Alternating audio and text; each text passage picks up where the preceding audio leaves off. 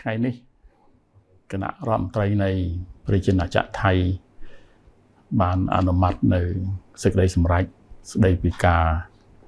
បញ្ចប់នៅអនុសាសនៈយោគយល់គ្នា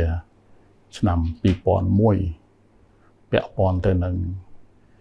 ការទាមទារត្រួតគ្នាក្នុងដែនសមុទ្ររួមគ្នារវាងកម្ពុជានិងថៃអនុសាសនៈយោគយល់គ្នាឆ្នាំ2001នេះគឺជាក្របខ័ណ្ឌតែមួយគត់រវាងប្រទេសយើងទាំងពីរដើម្បីដោះស្រាយដោយសន្តិវិធីនិងផ្អែកទៅលើច្បាប់អន្តរជាតិនៅបញ្ហាទាមទារត្រួតគ្នាក្នុងដែនសមុទ្រ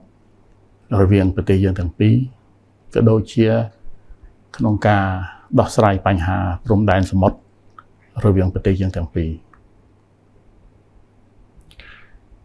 កម្ពុជាចាត់ទុកថាការបញ្ចប់ឬក៏ការដកខ្លួនចេញពីអនុសាសនៈឆ្នាំ2001នេះគឺជាការដើរចេញពីឆន្ទៈនយោបាយដែលសម្រេចឲ្យ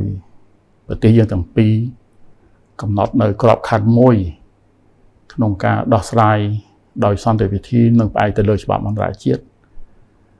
នៅបញ្ហាដូចបានជម្រាបជូនខាងលើពាក់ព័ន្ធទៅនឹងការទាមទារត្រួតគ្នាផងនិងការដោះស្រាយបញ្ហាព្រំដែនសមុទ្រជាមួយគ្នាផងកម្ពុជាសម្ដែងការសោកស្ដាយជាថ្មីម្ដងទៀតចំពោះការសម្រេចចិត្តនេះជាការឆ្លើយតបទៅនឹងការបញ្ចប់នៅអនុសាសនៈឆ្នាំ2001នេះកម្ពុជាមិនមានជំរើសអីប្រសើរជាងការផ្ដើមគំនិតជំរុញនៅយន្តការផ្សះផ្សាដោយបង្ខំក្រមអនុសញ្ញាអង្គការសហជាតិស្តីពីច្បាប់សមុទ្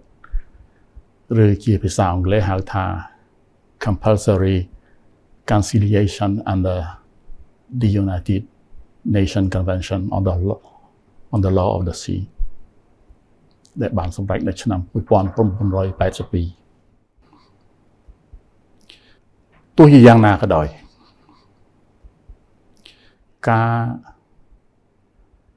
បញ្ចប់ឬក៏ការដកខ្លួនចេញ